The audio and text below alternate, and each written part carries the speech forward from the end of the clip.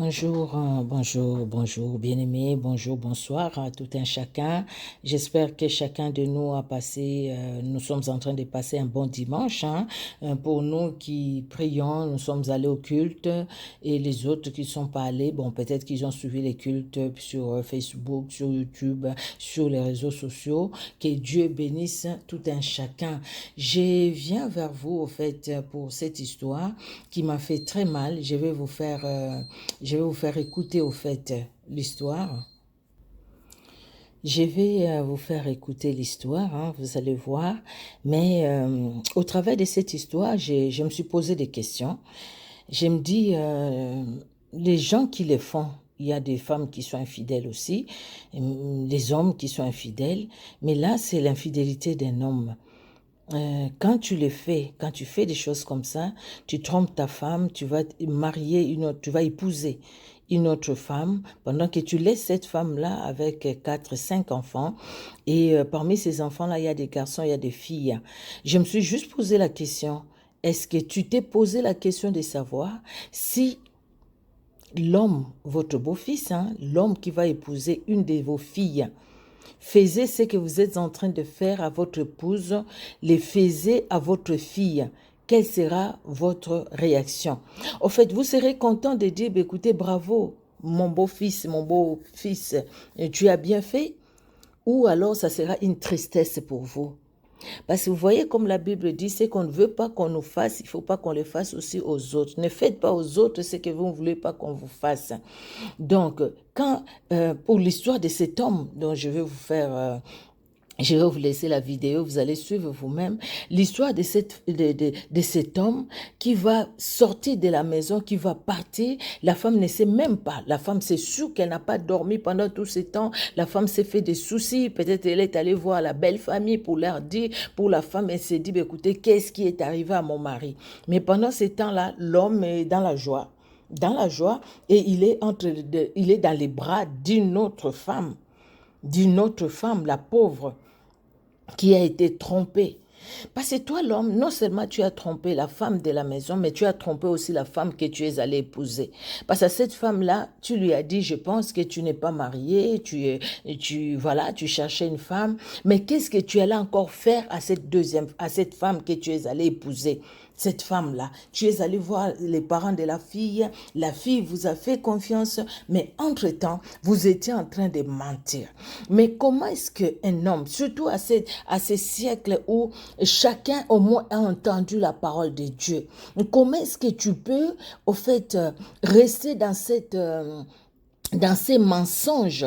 Tu es en train de tromper la femme qui est à la maison. Entre-temps, tu vas tromper une autre femme pour lui dire que tu n'es pas marié, tu es célibataire, pendant que de l'autre côté, tu as laissé une femme et des enfants. Ça, c'est triste. Cette histoire, ça doit servir de leçon parce qu'il y a des gens qui le font encore aujourd'hui. Parce que cette histoire-là n'est pas une histoire de 2000, de 2001, 2003. C'est une histoire actuelle, réelle de 2020, 2021. Vous voyez, donc il y a encore des gens qui les font. Alors, je pense qu'au travers de cette histoire, que chacun prenne conscience et que chacun se dise pourquoi le faire. S'il y a des femmes qui trompent leur mari, ben écoutez, il ne faut plus le faire parce qu'un jour, tôt ou tard, ton péché te retrouvera. Et tôt ou tard, quelqu'un te trouvera. Tôt ou tard, tu vas tomber dans ton propre piège. C'est pourquoi j'ai mis comme titre un homme infidèle qui tombe dans son propre piège. L'homme est tombé dans son propre piège parce qu'au fait, il croyait tromper la première femme et tromper cette jeune fille qu'il est allé épouser, mais au fait, il s'est trompé lui-même. Les grands perdants dans cette histoire, ce n'est pas la dame là, c'est vrai, c'est triste, elle est restée avec les enfants, élever les enfants toute seule, surtout en Afrique où la situation est des fois un peu compliquée. C'est compliqué et cette jeune femme qui pouvait peut-être qu'il y avait déjà un homme qui est venu pour l'épouser et la jeune fille a dit, ah non, non, non, non, non. Et la jeune fille a dit oui, t'as dit oui à toi. Et pourtant, toi, tu es un vrai escroc. Toi, tu es déjà marié, tu as laissé une femme quelque part avec les enfants. Mais il y a des leçons. Nous, les mamans, pour cette femme-là, quelle leçon je peux donner? Non, je vois pas parce que la dame dit, on était bien, il n'y avait pas de souci, mais un beau matin, les mariés sortis, comme ils sortaient pour aller au travail, et puis je ne l'ai plus revu depuis là, je ne sais même pas là où il est.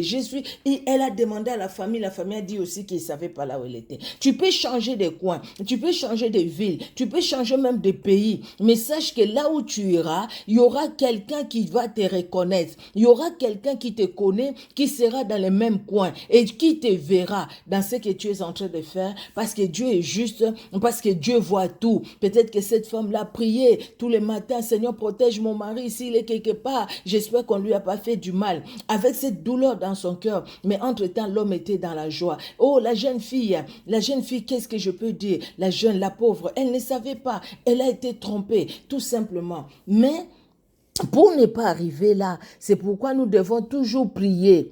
Jeune fille, vous n'êtes pas encore mariée, il y a quelqu'un qui se présente pour vous épouser. Ne vous précipitez pas, ne vous précipitez pas. Ne dites pas, écoutez, oui, c'est mon homme, je l'aime et tout ça, tout ça. Oui, tu l'aimes, mais que l'amour ne t'aveugle pas. De toutes les façons, l'amour n'est pas aveugle, l'amour n'aveugle pas. L'amour a un nom, l'amour vient de Dieu, et Dieu qui est amour ne veut pas nous laisser vivre dans des chaînes. Parce que cette dame-là, les jours, si elle était venue, elle était, en fait, la jeune dame, si cet homme-là l'avait, comme elle est allée, comme il est allé l'épouser, même devant Dieu, il va à l'église et, mon Dieu, les gens n'ont plus la crainte. Mais la crainte est allée où? Tu amènes une femme devant Dieu à l'église pendant que tu le sais très bien que tu es en train de la tromper.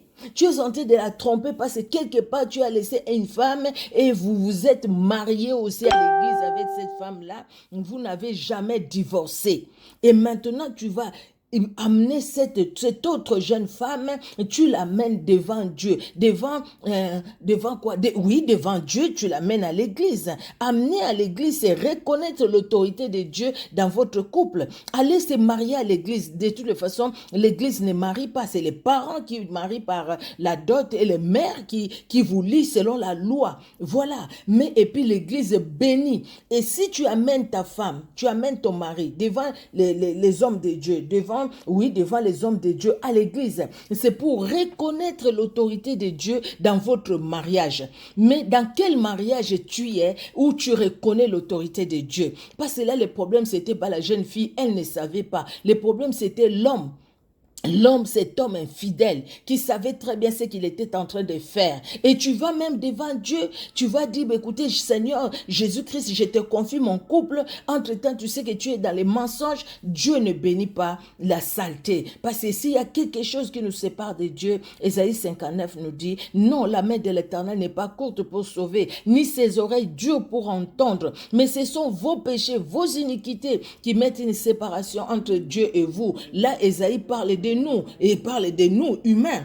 Comment les péchés nous empêchent de voir Dieu. Quand Adam et Ève ont péché, ils se sont séparés de Dieu. La communion était brisée. Dieu les a chassés devant sa présence. Ils sont allés loin. Ils sont allés loin. Il n'y avait plus la présence de Dieu dans leur vie. Donc, ils sont allés loin, loin de la présence de Dieu. Vous voyez bien que Dieu les voyait, Dieu les gardait, mais c'était plus les gens qui parlaient avec Dieu, qui avaient une communion avec Dieu. Mais gloire soit rendue à Dieu, qui ne nous a pas laissés dans cette situation-là de séparation, qui nous a envoyé Jésus-Christ, afin que par Jésus-Christ, que la communion qui était brisée soit restaurée, soit rétablie. Alors maintenant que la communion est rétablie avec le Christ, mais pourquoi chercher toujours à vivre loin de Dieu par les mensonges, par cette infidélité, par cette grave infidélité? Il n'y en a pas de faibles ou de grands, mais c'est une infidélité.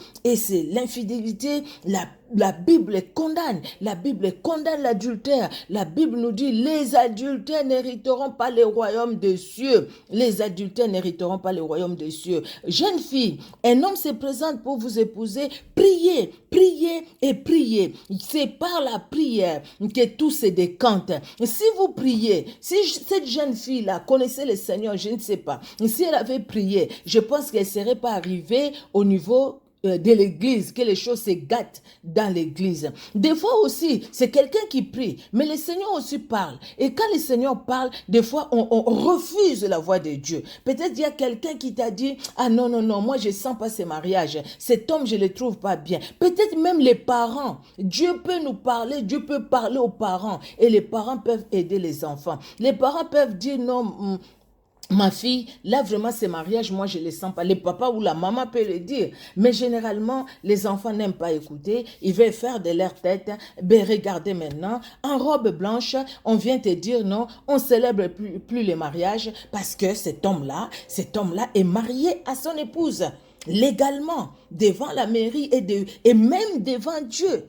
Et voilà maintenant cette jeune fille qui quitte la robe blanche en pleurs. C'est terrible.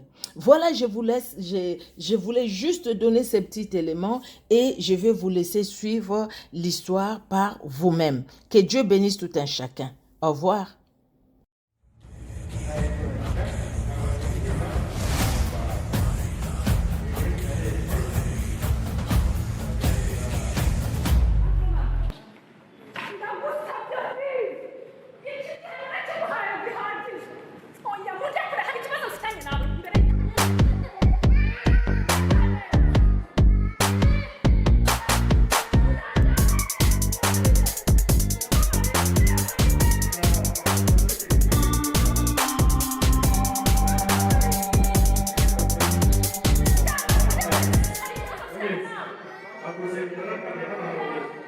Le monde est un endroit étrange et surprenant. Parfois, nous sommes choqués par ce qui y arrive et nous nous demandons pourquoi certaines choses que l'on ne pensait pas pouvoir arriver arrivent, surtout pendant les grands jours. Geneviève est la mère de 5 enfants. C'était une journée ensoleillée. Dans la matinée, nous étions allés lui rendre visite comme d'habitude.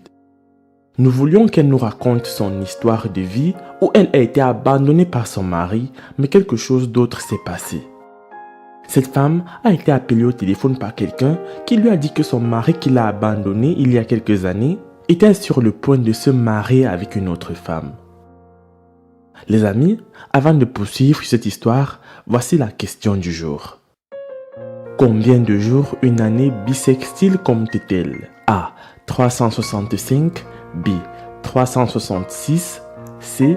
364. J'attends vos propositions dans les commentaires et la réponse exacte vous sera donnée à la fin de la vidéo. Son mari l'avait laissé avec 5 enfants et il est parti dans un endroit où personne ne connaît.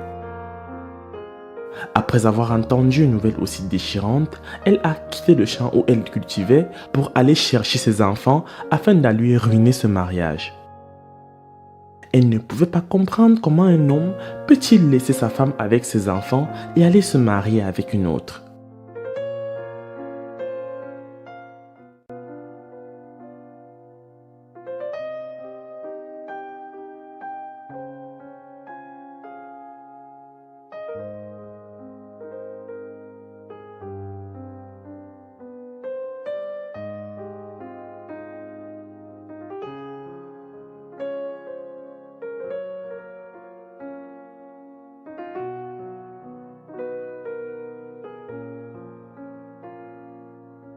Après avoir obtenu toutes les informations, nous avons envoyé notre équipe pour filmer ce qu'il se passait de l'autre côté. Tout était en préparation. Le marié et la mariée venaient juste d'arriver. Il ne restait que quelques minutes avant qu'ils n'entrent dans l'église. Geneviève nous a dit de l'accompagner en tant que média et de filmer puis de publier son histoire. À cause de la pandémie, les responsables de l'église ont dû s'assurer que chaque fidèle qui entre dans l'église ait un test comme moyen de freiner la propagation du virus. Les jours de mariage sont censés marquer le début d'une nouvelle vie heureuse et de partage pour les couples mariés. Comme le jour du mariage comprend souvent à la fois une grande fête et des célébrations, c'est rare et surprenant qu'il puisse y avoir quelque chose qui vienne gâcher une si grande fête. Et là, le plus beau jour de la vie de quelqu'un pourrait devenir le pire et le plus inoubliable. D'une manière surprenante, la mère des 5 enfants a eu l'audace d'entrer dans l'église et a fait quelque chose que la plupart d'entre nous allons voir pour la toute première fois réellement. C'était quelque chose qui allait rendre toute l'assemblée sans voix. Elle ne pouvait pas laisser son mari se marier pour la deuxième fois car elle n'a jamais divorcé de lui. Enfin, elle est entrée dans l'église au moment où le pasteur était sur le point de déclarer les deux comme mari et femme.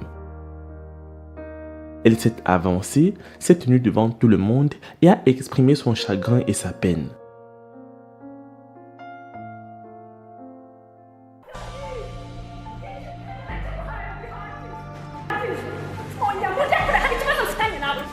En essayant de l'arrêter, elle s'est mise à pleurer, expliquant aux gens que cet homme est son mari. Ils se sont mariés officiellement il y a quelques années en leur montrant les enfants qu'ils ont eus. Elle ne pouvait pas laisser son mari aller vers l'autre femme, encore qu'il n'a même pas réussi à subvenir aux besoins et à élever ses 5 enfants. Chaos dans l'église, les gens se demandent ce qu'il se passe, les enfants pleurent, la mère se lamente.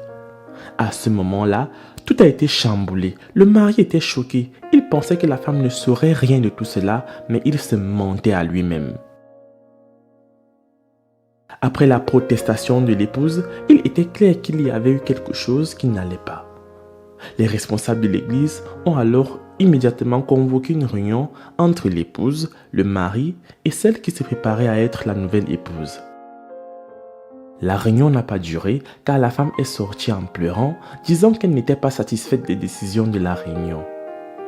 Elle a dit qu'elle ne voulait plus vivre avec son mari, mais qu'elle voulait les 2 enfants qu'il avait pris avec lui.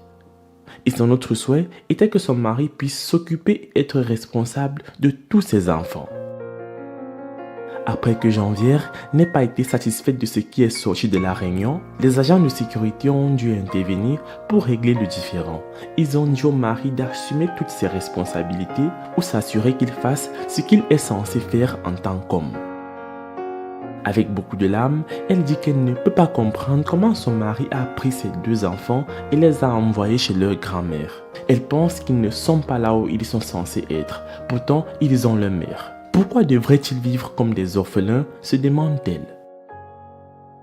Quand elle était enceinte, son mari est parti et a amené avec lui 2 des enfants qui sont jumeaux. Elle dit qu'elle a eu 2 jumeaux 2 fois de suite. Après avoir su que son mari allait se marier, elle a voulu lui poser 2 questions. Numvaga nifuza ko duhura imyaka yose maze mushaka akampa abana banje nkamubaza abana nsigiye aho nzabarerera byukuri nanze kubamo ngemba mwicu. Elle a du mal à subvenir aux besoins de ses enfants et puisqu'elle n'a personne pour garder ses jeunes enfants, si elle a besoin d'aller quelque part la plupart du temps, elle les enferme à la maison et dit que c'est une décision très risquée puisqu'elle ne peut pas empêcher à la première-née d'aller à l'école pour s'occuper plus tard de ses petits frères. Elle dit que depuis que son mari est parti, la vie est difficile.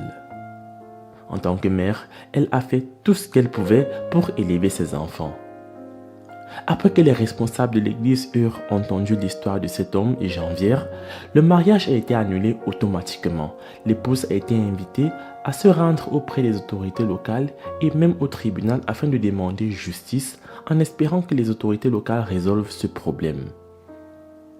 La mère dit qu'elle voulait avoir ses enfants et qu'elle n'était pas contente de la façon dont son mari est parti sans rien dire et à propos de ses 2 enfants qu'il a enlevés et elle veut les récupérer.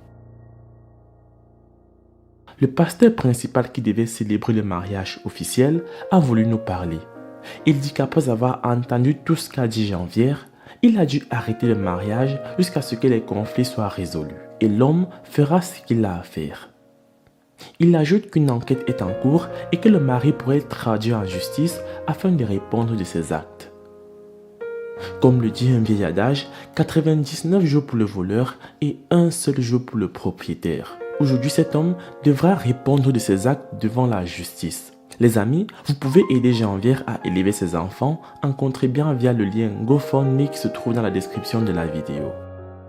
Les amis, nous sommes à la fin. La réponse à la question du jour était 366 jours. Laisse un like si tu as trouvé. Moi, je vous laisse et surtout on se prend pour la prochaine fois.